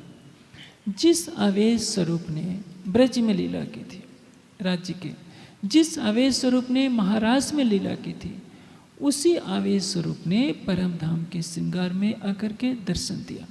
प्रश्न यह है, रास बिहारी क्यों दर्शन देंगे? पिया किए अति प्रसन्न 3 बेर दिए दर्शन। जब राज्य ही सिपाही के भेष में आते हैं, जब राज्य ही ब्रज बिहारी के भेष में आते हैं, तो तीसरी बार रास बिहारी क्यों आएंगे? केवल सुंदर सागर वितक में वर्णित किया गया है कि पहले देवचंद जी को राज्य का परम धाम वाला श्रृंगार नजर आया, कभी कभी उनको रास बिहारी का भी श्रृंगार नजर आता था। श्रृंगार नजर आना अलग बात है, लेकिन श्रृंगार करने वाला कौन है, इस पर ध्यान देने की बात है। यदि यह माना जाए कि रास बिहारी ने आकर दर्शन दिया, तो क्या इसके पहले चितवनी में जो दर्शन हुआ था ब्रज बिहारी ने दर्शन दिया, या इसके पहले मोहम्मद साहब ने दर्शन दिया? पहली बार सिपाही के वेश में दर्शन देने वाला ये रूप वैसा था, लेकिन इन रूपों में स्वयं श्री राज जी ही आते रहे। जब रासलीला खेल कर तहाँ प्रकाश हिंदुस्तानी में पहले प्रकरण से ये चौपाई शुरू होती है। रास खेल के आए घर उमेदा ना हुई या पूरन, धाक मन में रही तब श्यामा जी को धनी है हुकुम ऐसो की हो सही। रास खेल कर जब सब सुंदर साथ के साथ राज्य का आवेश परम धाम चला जाता है, तो दर्शन देने के लिए परम धाम से ही तो राज्य का आवेश स्वरूप आएगा। और सच बात तो यह है कि राज्य का स्वरूप कहीं आता जाता नहीं है। हमको खेल दिखावन काज हम सो आगो आए श्री राज। ऐसा नहीं है कि राज्य सभी आत्माओं को छोड़कर परम धाम में बैठे रहते हों और परम धाम से आकर के दर्शन दे देते हों। राज्य के लिए कोई दूरी, समय और दूरी का कोई महत्व नहीं है। दूरी और समय केवल मानव जीवन पर लागू होते हैं, अक्षरातीत के लिए नहीं। राज्य एक पल भी किसी भी ब्रह्मात्मा से न अलग थे, न हैं, न कभी होंगे। वे हर पल श्यामा जी की आत्मा में भी विराजमान है, सब की आत्मा में विराजमान है, लेकिन एक पर्दा पड़ा हुआ होता है, जो उस पर्दे को नहीं हटा पाता, वो दीदार नहीं कर पाता। श्यामा जी के धाम हृदय में लीला रूप में अब विराजमान होंगे, लेकिन थे तो पहले भी थे। यदि ऐसा नहीं हो तो प्रश्न यह होता है कि परमधाम से राज्य आकर के बारात के पीछे पीछे देवचंद जी को दर्शन देकर फिर परमधाम चले गए। जैसे यहाँ कोई पानी बरस रहा था क्या कि राज्य को परमधाम जाने की जरूरत थी। फिर चितवनी में आ गए और अब 40 वर्ष की अवस्था में आ गए। छोड़ छोड़ करके कालमाया में राज्य बार बार परमधाम नहीं जाएंगे। आप बताएं, सागर अपनी लहरों को कब छोड़ता है? सूर्य अपनी किरणों को कब छोड़ता है? हाँ, किरणों को यह एहसास नहीं होता कि सूर्य के वे समीपस्थ हैं। लहरें जब हवा में उछलती हैं तो सोचती हैं कि हम सागर से अलग हो गई हैं। उनको ये पता नहीं कि लहरों का जल सागर में ही अटखेलियाँ कर रहा होता है। उसी तरह से राज्य कभी भी, चाहे ब्रज की लीला हो, चाहे रास की लीला हो, चाहे जागने की लीला हो, कभी भी किसी ब्रह्मात्मा से अलग नहीं थे, न हैं और न कभी हो सकेंगे। यही तो बोध कराना है, जिसके लिए कहा जाता है हक नजीक सहरक से आड़ो पटन द्वार। जो प्राण की नली से निकट आज कहा जा रहा है, तो क्या देवचंद जी के लिए वो प्राण की नली से निकट नहीं था, या इंद्रावती जी के लिए वो प्राण की नली से निकट नहीं था? आगे आप बीतक में सुनेंगे। विक्रम संवत 1712 में श्री देवचंद जी का अंतर्धान होता है और उसके पश्चात 1715 में हफ्से में जाते हैं। 6 महीने के विरह के पश्चात उनको राज्य के दर्शन होते हैं और तब उनके धाम हृदय में विराजमान होकर लीला करते हैं। प्रश्न यह है कि 1712 से 15 के बीच में राज्य कहाँ चले गए थे? क्या 3 वर्ष पुनः आराम करने के लिए परम धाम चले जाएंगे और परम धाम से आकर हफ्से में दर्शन देंगे? ऐसा नहीं है। मैंने कई बार चर्चा में दृष्टांत दिया है, जमीन में हीरे मोतियों की तिजोरी भरी पड़ी हो, उसके ऊपर मिट्टी ढक दी जाए, एक झोपड़ी बनाकर कोई भिखमंगा रहता हो, उसको जब तक पता नहीं चलेगा कि इस झोपड़ी के नीचे खुदाई करने पर हीरे जवाहरातों की एक तिजोरी मिलेगी, तब तक वह घर घर जाकर के कटोरा लेकर बेचारा भीख ही मांगता रहेगा। वैसे ही हमारी हालत है। हमको नहीं मालूम है कि हमारी आत्मा के अंदर क्या विराजमान है।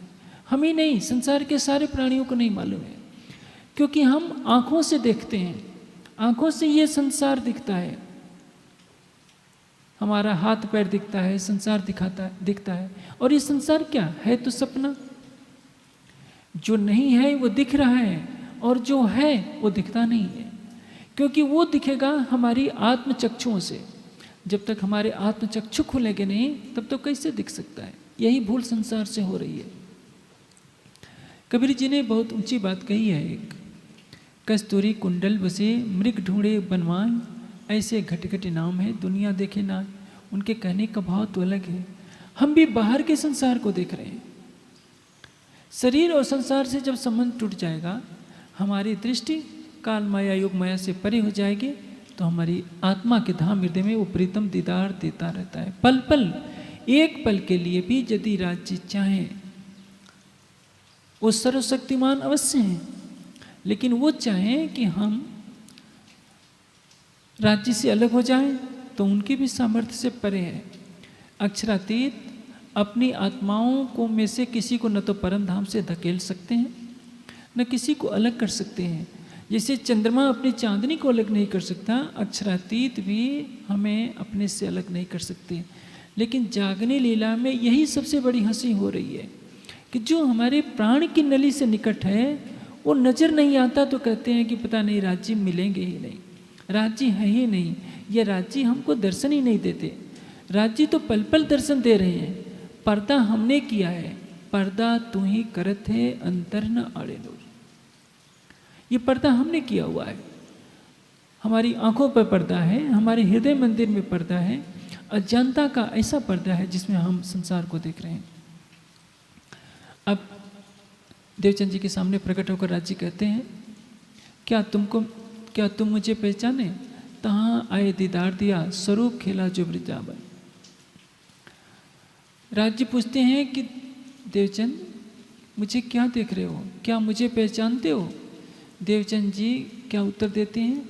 धनी एता हम जानते हैं खावंद हमारे तुम। मुझे इतना केवल पता है, मेरे हृदय से आवाज़ आ रही है कि आप मेरी आत्मा के प्रीतम हैं, इससे अधिक मैं कुछ नहीं जानता। राज्य कहते हैं कि तुमने 14 वर्ष जो भागवत सुनी है, इसका क्या फल लिया? आज समाज में एक भ्रांति फैलाई जाती है कि भागवत सुनने से देवचंद जी को दर्शन हुए। यदि भागवत सुनने से दर्शन हो जाते हैं तो भागवत के लिखने वाले को दर्शन क्यों नहीं हुए? देवचंद जी ने तो 14 साल भागवत सुनी, कांजी भट्ट सारी जीवन भागवत सुनाते रहे, उनको कभी भागवत का दर्शन नहीं हुआ, उनको कभी राज्य का दर्शन नहीं हुआ। निस्बत के कारण, मूल संबंध के कारण राज्य ने देवचंद जी को दर्शन दिया, भागवत सुनने के कारण कभी दर्शन नहीं मिला। जब हमारी पात्रता होती है, मूल संबंध होता है, देवचंद जी ने चितवनी किया तो दर्शन मिला, विरह में तड़पे तो सिपाही के वेश में दर्शन मिला। अब उनकी निष्ठा की परीक्षा ली गई, उसमें उत्तीर्ण हुए तो मूल संबंध के कारण राज जी ने उन्हें दर्शन दिया। अब देवचंद जी सामने हैं, आपके मन में संशय होगा, जब राज्य प्रकट हुए तो देवचंद जी तो सभा में थे, क्या औरों को दर्शन क्यों नहीं हुए? इसका उत्तर यह है कि ये ब्राह्मी लीला है। राज्य जिसको दर्शन दे रहे हैं केवल उन्हीं को दर्शन होगा। देवचंद जी बोल रहे हैं लेकिन उनके शब्द किसी और को सुनाई नहीं पड़ रहे हैं। ऐसा नहीं कि राज्य ने संकेत करके देवचंद जी को अलग बुला लिया हो, ऐसी बात नहीं है। ये लीलाएं ऐसी होती हैं कि जिसको दर्शन देना होता है उसी को दिखाई देगा वह स्वरूप, किसी अन्य को दिखाई नहीं देगा, और दोनों की वार्ता को कोई और सुन नहीं सकता। अब श्री राज जी परम धाम के श्रृंगार में दर्शन देते हैं, श्री देवचंद जी से सारी बातें करते हैं कि देवचंद जी, नाम तुम्हारा बाई सुंदर, तुम परम धाम की श्यामा जी हो, तुमने मुझसे माया का खेल मांगा था और ब्रजराज में तुम ही थे, जागनी के ब्रह्मांड में तुम ही आए हो, तुम्हारे साथ परम धाम की सभी आत्माएं हुई हैं। देवचंद जी पूछते हैं कि राज जी कब परम धाम चलेंगे? कहते हैं कि तुम अकेले नहीं चल सकते हैं, सबको जागृत करके लाओ तब तुम्हें परम धाम चलने को मिलेगा, और यह परम धाम का ज्ञान मैं तुम्हें देता हूँ। देवचंद जी कहते हैं कि धनी अब कहाँ जाओगे? इसके पश्चात राज जी कहते हैं कि अंदर तुम्हारे आकार के आए के बैठे हो, मुझे कहाँ जाना कहाँ है? लीला अब मैं तुम्हारे तन से करूँगा, तुम्हारे धाम हृदय में विराजमान होऊंगा और तुम्हारे तन से परम धाम की आत्माओं को जागृत करूँगा। देवचंद जी पूछते हैं कि मुझे कैसे पता चलेगा कि कहाँ कहाँ आत्माएं हैं? राज जी कहते हैं कि ये तुम्हारा काम नहीं है, मैं तुम्हारे पास भेजूँगा, तुम उनको परम धाम की बातें बताना। अब इसके पश्चात श्री देवचंद जी को दर्शन देने के पश्चात राज जी उनके धाम हृदय में विराजमान हो जाते हैं। जैसे ही राज जी विराजमान होते हैं, देवचंद जी को भागवत के एक एक रहस्य स्पष्ट होने लगते हैं। उनकी अंतर्दृष्टि बेहद मंडल को देखने लगती है, वैकुंठ निराकार से परे चली जाती है, बेहद मंडल में देखने लगती है, परम धाम के 25 पक्ष के अंदर भ्रमण करने लगती है, युगल स्वरूप के नख से सिख तक की शोभा का दर्शन उनको होने लगता है। इसको कहते हैं आत्मा की जागृति। जागने की इस लीला में आप सब सुंदर साथ को भी ये सारा अधिकार है।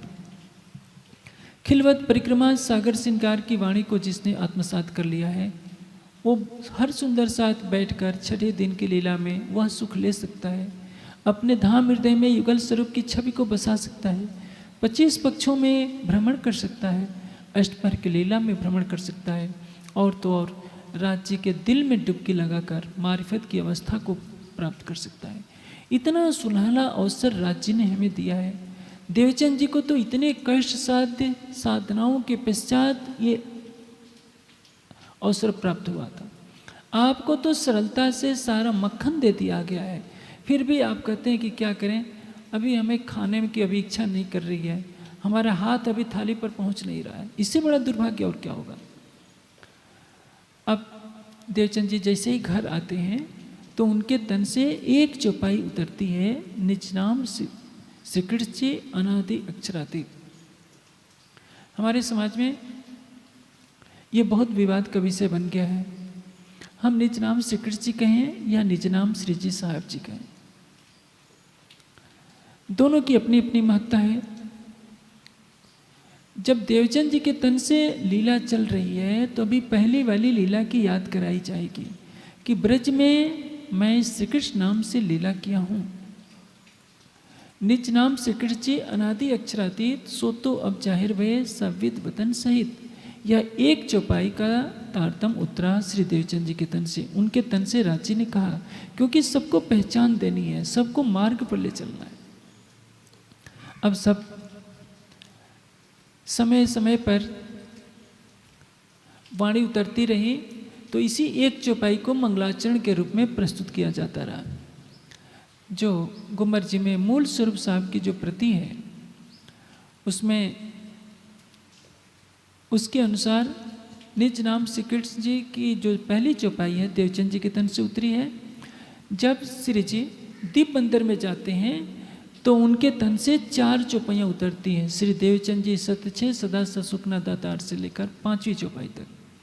और जब प्रगटवाणी उतरती है तो 6वीं चौपाई भी उतर गई और उसके पश्चात से 6 चौपाइयों का प्रचलन हो गया। हमारे समाज में पौराणिक मान्यताओं का आश्रय लेकर, पद्म पुराण का आधार लेकर कहा जाता है कि केवल 16 अक्षरों का मंत्र होना चाहिए।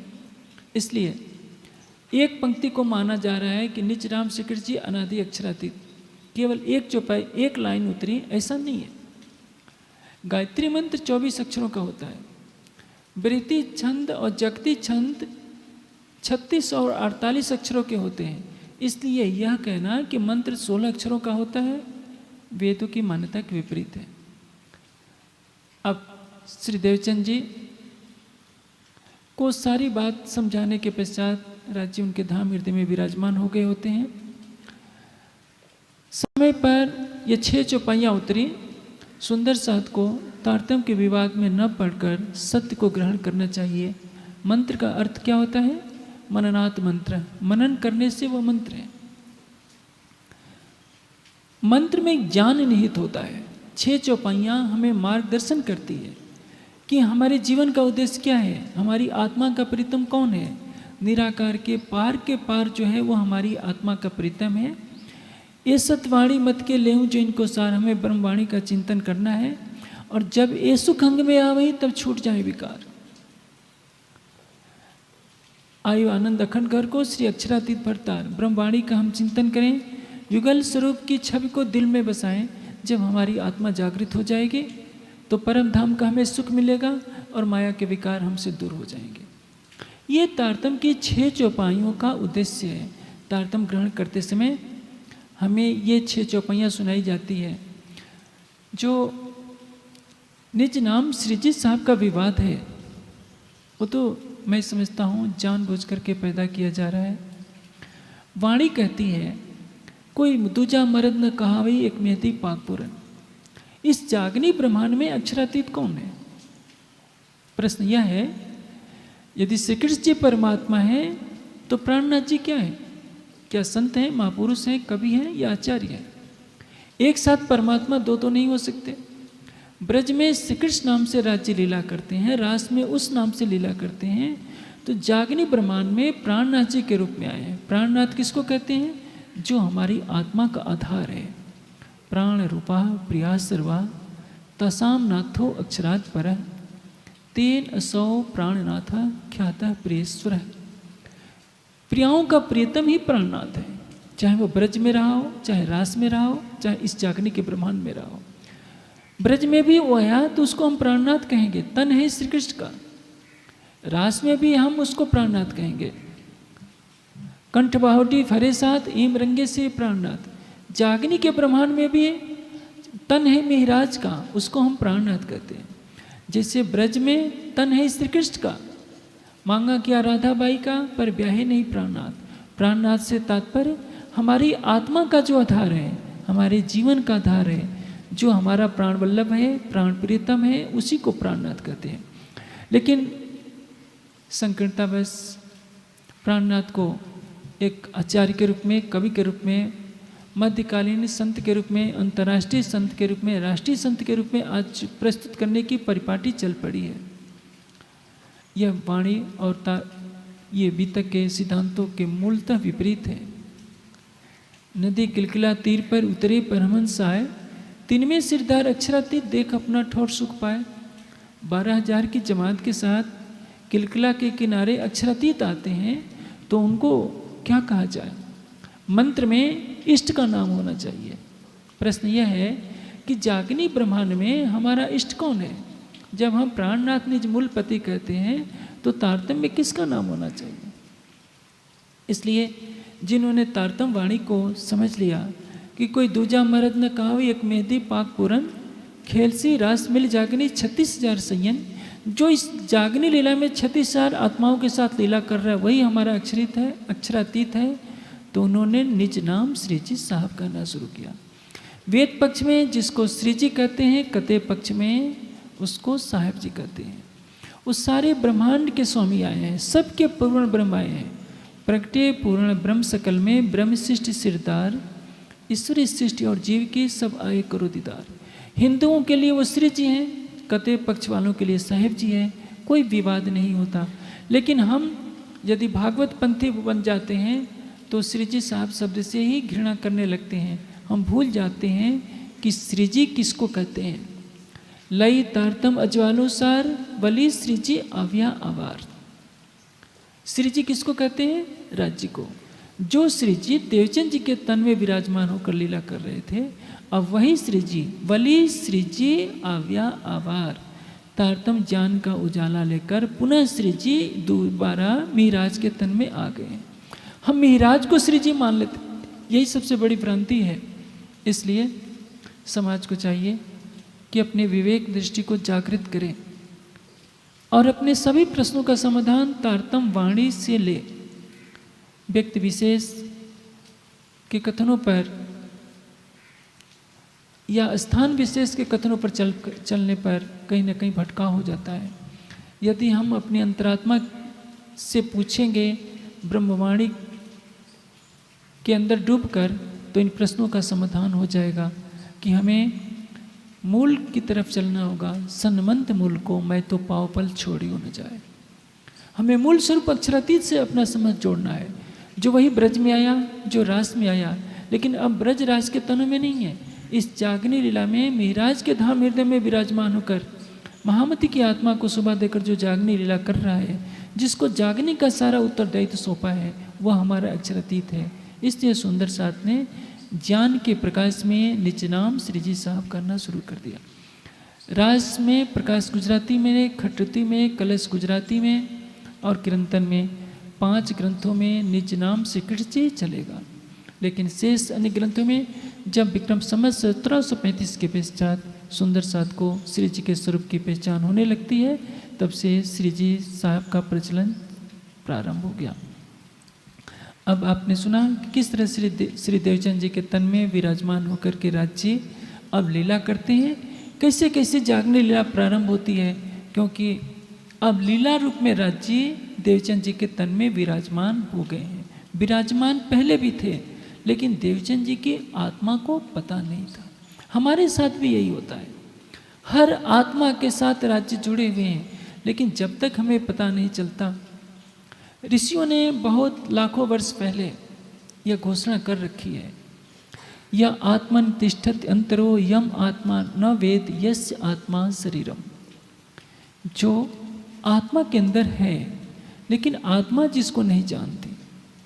ये तो जीव सृष्टि इतनी ऊंची बातें कर रही है, ऋषियों ने कितने ऊंचे स्तर की बात कही है। हम परम धाम के ब्रह्मात्मा होकर हम राज्य को कहाँ खोजते हैं, सबको मालूम है। हम अपनी आत्मा के धाम हृदय में नहीं खोजते। जरूर हम ढोलक पीट पीट कर गा लेंगे, अर्श तुम्हारा मेरा दिल है इत आए करो आराम। जब अर्श आपका दिल ही आपका अर्श है, तो अपनी आत्मा के धाम हृदय में क्यों नहीं खोजते। और इसके लिए आपको चितवनी का सहारा लेना पड़ेगा, अपने मन की वृत्तियों को शांत करना पड़ेगा, शरीर को स्थिर करना पड़ेगा, हृदय में विरह समर्पण और श्रद्धा के फूल बिछाने पड़ेंगे। फिर देखिए आपका अक्षरातीत आपसे कितना निकट है, कितना प्रेम करता है, यह तो तब पता चलेगा। अब समय पूरा होता है, चुपाई तो श्री भागवत शास्त्र की सब खुल गई नजर,